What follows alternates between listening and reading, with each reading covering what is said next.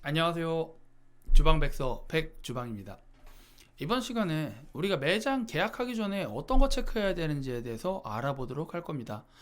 여러분, 매장 계약 전에 뭘 체크해야 되는지가 왜 중요하냐면요.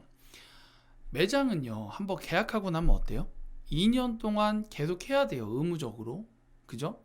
여러분, 보증금을 내는 이유가 중간에 도망을 못 가게 하기 위해서 내는 거예요. 그러면 예를 들어서 보증금 5천만 원에 월세가 300만 원짜리 매장이라고 칠게요. 그럼 여러분들은 2년 동안 얼마네요? 3,600 곱하기 2, 7,200만 원 내죠. 그죠? 여러분들이 장사가 안 됐어요. 그러면 어때요? 보증금 다 까이고 나오는 거죠. 그죠? 여러분 2년 인생 날리면서 돈까지 날리는 거죠. 그러니까 여러분들이 매장 계약 전에 문제가 크게 안 생기게 체크할 것들이 있단 말이에요. 그런 것들을 좀 알아보도록 할 겁니다. 이거는요, 제가 모든 걸 다 알려드릴 수는 없어요. 왜냐하면 상권이라던가 건물에 따라서 다 다르기 때문이에요. 일단 공통적인 부분을 몇 가지만 체크를 좀 해드리도록 할 겁니다. 자, 일단 하나씩 볼게요. 계약 기간이랑 상권 굉장히 중요해요. 기본이죠. 돈 벌어야 될 거 아니야. 그죠? 장사는 돈 벌려고 들어가는 거 아니에요. 그럼 당연히 상권을 제일 먼저 분석을 한단 말이에요. 보통 온라인에서 상권 분석을 해요. 저 지하철역 가지고 체크를 하는데, 이 지하철역 반경으로 고객이 얼마나 있고 어떤 사람들이 형성이 되어 있는지는 온라인으로 분석이 돼요. 왜냐하면 소상공인진흥공단 사이트에서 이런 것들을 다 제공해요. 근데 이거 다 필요 없어요. 여러분, 다 필요 없어요. 제일 중요한 게 뭐냐면요, 여러분이 얻고자 하는 그 공실이 나 있는 매장 있죠. 그 매장 근처에 있는 매장에 가서 일을 해보시는 게 중요해요. 저 같은 경우는 보통 기본적으로 매장을 분석을 할 때 어떻게 하냐면, 제가 얻고 싶은 매장에 가서요, 일주일 동안 상권 분석을 해요. 월, 화, 수, 목, 금, 토, 일, 이렇게 일주일 동안 유동 고객이 언제 어느 시간대에 얼만큼 지나가고 어떤 사람들이 지나가는지에 대한 분석을 한단 말이에요. 그럼에도 불구하고 이런 것들이 되게 부족한 이유가 뭐냐면, 실제로 매장을 운영하는 사람이 느끼는 고충이라던가 그쪽에서 발생하는 문제들은 그 매장에 가봐야 알 수 있다는 거예요. 그렇기 때문에 여러분 어떻게 해야 돼요? 내가 저 매장 계약하기 전에 근처에 있는 상권 음식점 가서 일을 해봐야 된다는 거예요. 그러면 여러분, 거기서 돈 버는 게 중요한 게 아니죠? 거기서 배운 경험이라던가 이런 걸 토대로 여러분들은 돈을 아낄 수 있는 거예요. 돈을. 그 상권을 얻어야 될지 말아야 될지에 대한 결정을 할 수 있다는 거죠. 굉장히 중요한 거죠. 그리고 당연히 계약을 하면 어떻게 해야 돼요? 계약서를 쓰겠죠.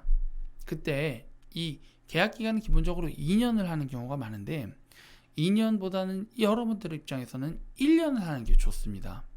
왜? 했는데 안 돼 봐. 2년 동안 정말 쇠가 빠지는 거예요. 마음이. 엄청 고통스러운 시간. 저 알죠? 겪었던 거. 여러분들 가능하면 1년 계약을 할 수 있게 해주시고요. 보통 건물주들이나 부동산에서 2년 계약해야지 뭐 이런 얘기를, 왜? 건물주 입장에서는 얘가 1년만 하고 나가면 골치 아프거든. 나도 복비도 내는데. 근데 가능하면 1년으로 우기시면 좋습니다. 내가 너무 마음에 드는 매장인데 이 매장 아니면 안 되겠는데 2년 해야 된다고 하면 어쩔 수 없죠. 자, 대신 월세 말고 여러분들이 나가는 그런 고정비들 있죠. 그런 것들을 좀 체크를 해야 돼요. 내 고정비가 뭐가 나가나. 관리비, 그 다음에 뭐 어디는 경조사비도 받아요. 좀 특이한 데는, 집합 건물은. 그런 것들이 얼마가 총 나가는지에 대한 체크를 하셔서 계산을 해야 된다는 거죠. 그리고 특약사항 이런 것들이 있어요. 건물마다. 그런 것들이 나한테 불리한지 안 한지도 한번 부동산을 통해서 체크하시는 것도 중요합니다. 그리고 하나 더. 이 정화조가 뭐가 있냐면, 음식점은 보통 법적으로 정화조가 정해져 있어요. 예를 들어서 내가 30평짜리 매장이다 그러면 정화조가 5인조나 10인조가 배정이 되어 있어요. 그게 없으면 매장을 낼 수가 없어요, 법적으로. 그러니까 이 건물이 하나가 딱 있어요.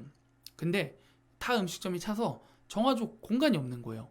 근데 내가 계약을 했어. 그럼 난 음식점 못 내는 거예요. 근데 만약에 계약을 해도 어떻게 낼 수 있느냐? 다른 옆 건물에 있는 정화조를 등록을 하면 되는 거예요. 그러니까 굉장히 번거로울 수도 있고 안 될 수도 있고, 재수 없으면. 그리고 옆 건물에 정화조 그냥 등록해요? 뽀치 좀 줘야지. 돈 좀 줘서 해달라, 이렇게 해야 되는 거예요. 그러니까 굉장히 중요한 겁니다. 그리고 하나가 더 있어요. 진짜 중요한 거예요. 영업의 필수 요소인 민원. 음식점은요, 민원이 들어오면 정말 골아파져요. 근데 민원이 어디서 들어오냐? 첫 번째 소음, 두 번째 냄새. 그러면 소음은 별로 안 나요. 생각보다 음식점이. 돈가스 집 같은 경우에는 꽝꽝꽝 두드려요. 왜? 그 돈가스 고기 펴야 되니까. 그럼 그걸로는 이제 민원이 들어오는데, 그 다음은 냄새란 말이에요.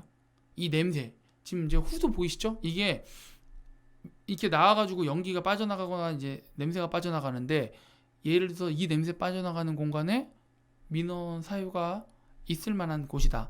예를 들어서 뭐 학교, 유치원 혹은 아파트 이런 데가 있다 그러면 제대로 좀 빼야 된다는 거예요. 반대쪽으로 빼든 어디로 빼든 해야 된다는 거예요. 안 그러면 얘네가 민원을 자꾸 걸잖아요. 그럼 어떻게 되냐면요, 민원이 한 3번 정도 오면 이 민원 받은 데에서도, 구청이죠, 조치를 해야 돼요. 그러면 위생과 직원을 보내요. 여러분, 호텔도요, 위생과 직원 오면 무조건 걸려요. 무조건 걸려요. 그 위생과에 대한 그 기준대로 운영을 하려고 그러면 어마어마해야 됩니다. 어마어마해야 돼요. 모자 물론 써야 되고요. 그 다음에 냉장고 딱 열어가지고 거기에 이제 기한들 있죠. 식재료 기한 써놔야 되고요. 매일매일 뚜껑 다 닫아놔야 되고요. 그리고 쓰레기통 당연히 뚜껑 있어야 되고요. 되겠냐고요. 무조건 벌금 맞는 거예요. 그렇게 괴롭힙니다. 그렇기 때문에 여러분 어때요? 민원 발생 사유를 아예 차단을 해야겠죠. 그러니까 내가 매장을 얻으면 이 후드를 어디로 뺄지, 어디로 빼도 민원이 안 들어오는지 이렇게 체크를 해야 된다는 거예요. 근데 그걸 제일 잘할 수 있는 게 뭐다?